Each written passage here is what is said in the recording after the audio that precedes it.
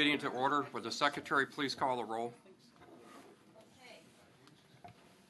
Director Anderson? Here. Director Buchanan? Here. Director Colson? Here. Director DeWitt? Here. Director Lewis? Director Troiani? Here. Director McGallis? Here. We have a quorum of 6 present with 1 absent. If the record would also show that Directors Durante, Frega, Fuentes, Hobson, Pang, Ross, Totten, and Chairman Dillard are all present as well.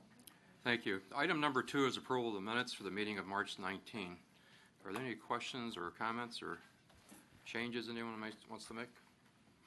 If not, could we have a motion to approve? Motion by Director Tarani, second by Director DeWitt. Roll call. Okay, before I do that, if we could just ask the board members to verbalize your responses so that, because we do audio record, and I believe we may now be videoing as well. So for the record, so everything is picked up, we need you to hit your buttons so your microphone picks you up and we all know who's saying and doing what. So, thank you. Director Anderson. Yes. Director Buchanan. Yes. Director Colson. Yes. Director DeWitt. Yes. Director Troiani. Yes. Director McGallis. Aye. 6 ayes and 1 absent. Thank you. Item number 3 is a report on the monthly financial results for February 15. B. Good morning. Okay, so now it's back to blue because we thought black wasn't a real good background out there. Sorry for the changes, I know. But it was harder to see, I think. Anyway, we will review the financial results for the year-to-date through February, a month that began with a blizzard and finished as the coldest February on record, with an average temperature of 14.6 degrees. Such extreme cold can have a negative effect on ridership, particularly bus ridership, and also on operating expenses such as maintenance and fuel. With that in mind, the year-to-date financial results through February were generally quite favorable. Okay, for the first time in 16 months, Chicago's area employment decreased in February with 8,000 fewer Chicago area jobs. The labor force contracted by a similar amount, so the local unemployment rate was unchanged at 6.1%, lagging the national rate by about half a point. February ridership was down 3.4% from February 2014, and year-to-date ridership is now 1.6 lower than budget. As indicated by the red boxes, Pace Suburban Service and ADA Paratransit have both experienced significant unfavorable ridership variances in the first 2 months of the year. But as in all bus and van pool operations, their ridership is very heavily impacted by the snow and cold over the course of the month of February, and more so than CTA and Metro. Through February, CTA bus and rail ridership are both essentially flat versus prior year. So this is encouraging because bus ridership is holding steady after last year's 8% decline, so it's not declining further. Operating revenue was, there it is, was 0.4% unfavorable to budget with minor variances at CTA, Metro, and Pace. Metro implemented its fare increase as planned on February 1st, and the reported average fare increased exactly as expected by 41 cents, or 10.9% to $4.14. As a result, Metro's actual fare revenue was within 0.5% of the budget for February. So this is also a good sign. The volatility in Medicaid reimbursements produced a substantial unfavorable operating revenue variance of 6.1% for ADA Paratransit, highlighted in red.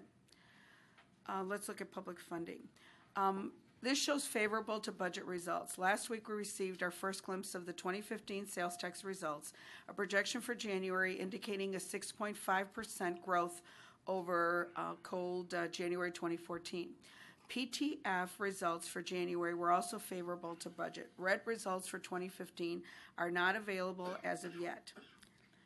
The service boards appear to have managed their operating expenses well during the challenging winter operating conditions over the first 2 months of the year. System-wide operating expenses through February were $6.8 million, or 1.6 favorable to budget, with each service board reporting favorable results. Pace Suburban Service hit a 6.5% favorable to budget performance, highlighted in blue, driven primarily by fuel savings. And we will continue to report quarterly on the fuel costs for each of the service boards. ADA Paratransit, 5.5% favorable to budget expense, and this performance is directly attributable to the lower ridership resulting from the wintry weather. So they're paying contractors for service. If there's less rides, there's less of those costs. At the regional level, favorable public funding and operating expenses more than offset slightly unfavorable operating revenue, producing a year-to-date net result which was $9.2 million favorable to budget, a $3 million improvement from last month's results. The regional system generated recovery ratio was 48.3%, exceeding budget by 0.3 percentage points. In the absence of any revenue or expense credits, the system generated revenue recovery ratio for the region would have been 40.5%, so that's what we consider the pure revenue recovery ratio. So that's down slightly from January, and that's due to the lower ridership. In summary, through February, we have seen satisfactory financial results at the service boards and regional levels. This concludes our remarks. We'd be happy to answer any questions that you may have. Thank you, Bea. On the sales tax increase revenue, do we have any information as far as what the litigation has resulted in as far as additional sales tax? Because a lot of the companies have switched back to where they're paying the location where they should be paying. Do we have any handle on what that I is? will defer to Nadine, but I would say that I guess I would say to start that, it's hard to exactly pinpoint it. We know that we get a Moody's Analytic customized sales tax projection, and we're about to get our new one for this coming year. And, that's customized to the region. We seem to exceed that almost, the last couple of years. Further, even the local projections, we look at about 4 or 5 projections, we're exceeding it. So we are doing better. So we certainly believe that some of that is due to the sales tax litigation. We also know that they ended their agreements. There's less new ones, and Nadine could speak to that, but there's less new agreements of those being drafted. So we think all of that contributes, but we can't exactly put a dollar amount on that. Well, I guess I wonder why we can't. We sure were able to put it on it when we were trying to justify going after the people that were not paying. So we know what companies were on the list. Why can't we find out, okay, this company was located out of the area, they came back in, what sales tax are they paying today that they were not paying prior to the action that we took? Even if we just took a couple of them to get a feel for it, a couple of big ones like United, it would be interesting to see. That was going to have substantial benefit to the RTA, but also to the counties and all the tax. We would not have that information, but no, but IDOR, I I don't disagree with you. Clearly when there's tax litigation of any kind in my prior role, you know who was registered, who wasn't registered, who suddenly pay more than they were paying. But that would be information that we'd have to seek out through IDOR. Nadine. Yeah, surprisingly, the Department of Revenue has not been particularly forthcoming with information. We do have outside counsel going to speak to them to get a little bit more information. Right, During this gubernatorial transition, it's been a little bit difficult to communicate with folks as well. But I can tell you that in May, we're planning on having outside counsel for the sales tax litigation come in and brief you and give you an update on exactly what's going on. Great. Some of the firms we can pinpoint dollars, the vast majority we cannot. And we had a long list of respondents in discovery that the court recently said we couldn't treat as respondents in discovery, which does have an impact on the amount of information we can get. So we have a lot of subpoenas going out probably today to get more information. So we should be in a better position to give you an update in May, I would say. Because I think, Mr. Chairman, that's something we ought to look at, just the whole status of our continuing the litigation, and is it really at this point with the rulings that's been made and companies have been moved back to the right taxing area, is it really something we ought to be continuing, as well as just looking at the value of what came out of all that? The other thing, Mr. Chairman, is as Springfield winds up, whenever that is, it may be May, it may be June, there's going to be discussions whether or not they pass anything with respect to the broadening of the sales tax base. Is anybody's guess. But my guess is we're going to get asked, and we're going to be in the mix. We're going to be in Springfield making sure that we have some way to supplant proposed budget cuts of the governor. And the sales tax has been talked about. It's not a secret. It's been in the newspapers, and we probably, Nadine, need to get a handle on that, because we're going to get those kinds of questions from the legislature and the governor's budget office. Jeremy's been on top of that in terms of what's going on with that legislation, and we can talk about that perhaps when we update you next month. Along that same line that the chairman's talking about,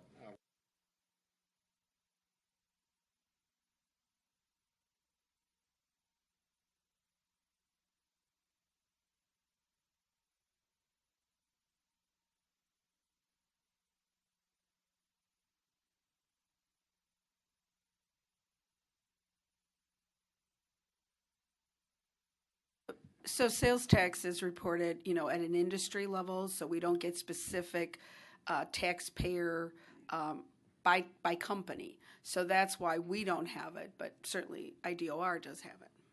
Well, all right. other questions or comments? Yeah, I mean, you could subpoena United and say, how much did you pay in sales tax? If DOR won't give it to you. Well, yeah, I mean, United is only one of the 100+ respondents and defendants that we have in these cases, and we are in the middle of discovery with United right now, and that's going very, very slowly.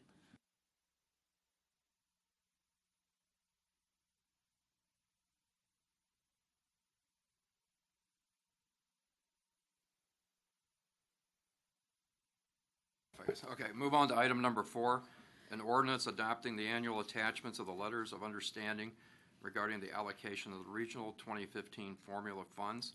This is something that we have to do, and in the past we've had actual evaluations made to see whether or not we were spending more money than we were getting out of the program, and we found that this is not the case, that we come out whole as far as the impact of this program. So Beth McCluskey, our manager of the capital programs, will present the next 2 items combined. The first establishes the urbanized agreements and the funding, and then the second part of that will be the capital amendment. It's a quarterly routine capital amendment that addresses the various changes at the service boards. Beth? Good morning. This morning I will be presenting 2 capital program items for your consideration. The proposed ordinances address, first, adopting the federal funding allocation agreements, and second, the quarterly capital program amendment. The memos and ordinances you received provide additional background and delineate specific program changes. The 2015 federal formula funding allocation agreements. This annual action is taken in conjunction with federal appropriations legislation. The percentages of funds are included in your background materials. But as the slide indicates, the importance of the actions, the ordinance adopts annual attachments to the letters of understanding for 2015 federal formula fund allocations between RTA in Indiana through NERPC, which is the Northwestern Indiana Regional Planning Commission, and the RTA in Wisconsin through SewerPAC, which is the Southeastern Wisconsin Regional Planning Commission. These are federally mandated agreements required to permit federal fund allocation amongst Indiana and Wisconsin, as well as the RTA service boards. This fund allocation is the authorization required by the Federal Transit Administration prior to fund disbursement to the CTA, METRA, and PACE. This will be proposed at the CMAP Policy Committee, contingent upon RTA board approval. FTA then will authorize funding for regional investments. This adoption is related to the very slightly increased federal funding allocation to the service boards, which the capital amendment will introduce next. Now the quarterly capital amendment. This table shows capital revenue or funding source changes included in the ordinance. While there are some funding additions, it is not offset by the decrease of $1.8 million. Federal funds are showing an overall decrease of $8.1 million to reflect a negative $8.6 million and a positive $0.5 million. This is reflective of a deletion of unawarded CMAQ funding, that's congestion mitigation and air quality funds, for which PACE has applied but did not receive the funds. And this also reflects an addition of Federal Register allocation to the CTA, METRA, and PACE, and the addition of FTA Section 5310, which is Enhanced Mobility of Seniors and Individuals with Disabilities Funds for METRA. RTA funds through PACE ICE funds are increased at $1.1 million. Service board funds increase through PACE's positive budget variance at $3.1 million. And deobligated and carryover funds are also increasing by $2.1 million to reflect METRA's deobligated RTA service board capital funds and 2012 federal carryover funding. In total, program revenues have decreased by $1.8 million, bringing the total to $1.152 billion. We'll go on to the next slide. This table summarizes the proposed program changes per service board on the uses of funds. The CTA is showing a Federal Register increase at $0.1 million. This is actually $106,000. And the CTA program, as well as the other service boards, will be updated in June to include these increases. Metra is showing an increase of $2.4 million. That includes their Federal Register increase of $62,000, an addition of deobligated RTA Service Board funds, an addition of 5310, and 2012 carryover funds. PACE shows a general decrease of $4.3 million. That includes the deletion of CMAQ funds at $8.6 million, a Federal Register increase of $14,000, and an addition of positive budget variance and RTA ICE funds. Again, we see an overall decrease of $1.8 million. Next, we will review the newly funded projects for Metra and PACE. Metra has proposed to add 3 new projects to their 2015 capital program. The first is emergency car lighting for $2 million in deobligated 2014 RTA Service Board capital funds. The second is visual information system, VIS, installation at several Metra stations, like the one seen here on screen, with Section 5310 funds. And the third is ties and ballast on the Rock Island District for $1 million in deobligated Section 5307 funds. In summary, 3 new projects, $2.2 million. PACE has requested to add 3 new projects. The first is the North Shore Division improvements for $3 million in positive budget variance funds. You can see the aerial facility view on the slide. The second is the Ventral Mobile Application funded partially by RTA ICE funds in the amount of $300,000. And the third is the Ventra vending machine purchase, previously approved by this board, previously funded with PACE positive budget variance funds, now funded with RTA ICE funds at $810,000. PACE has also requested 1 budget revision to expend positive budget variance funds for bus stop infrastructure improvements. Those funds were originally scheduled for the Burr Ridge Park and Ride expansion project, for which they are now using RTA bond funds. Staff requests the Finance Committee recommend board approval at this time. This concludes my report. Thank you. Are there questions or comments? Mr. Chair. Yes, Director Hobbs. I had one question about the Venture app. I was under the impression that the boards were cohesively developing an application, so it strikes me as unusual that PACE would be asking specifically for funds for a Venture application. Do you know anything about that? Do you want? Yes, the 3 service boards are working closely on that application, and they are sharing that, and they are each contributing to that. So this is just an adjustment to account for PACE's share of that cost. Okay, thank you. Is there a motion and a second to approve? Will this be to approve them together, or will we be voting on them separately? Together, Okay. I guess, unless there's an objection to it. I'll move to approve. Motion by Director DeWitt, a second by Director Buchanan. Roll call. Director Anderson? Yes. Director Buchanan? Yes. Director Colson? Yes. Director DeWitt? Aye. Director Triani? Aye. Director McGallis? Aye. 6 ayes and 1 absent. Thank you. Item number 5, the ordinance amending the 2015-2019 capital program funding estimates and capital program. B? Just, This is the item that you just voted on. I know. We presented Is there them any other together. comments on it? No, there's nothing else. That Okay, was the thank presentation. you. That was the bulk of the presentation, actually. Thank you. Any other questions or any business to come before the committee? If not, do we have a motion to adjourn? Motion by Director Buchanan, second by Director Colson. All in favor signify by saying aye. Aye. Nays? Ayes have it. Committee is adjourned.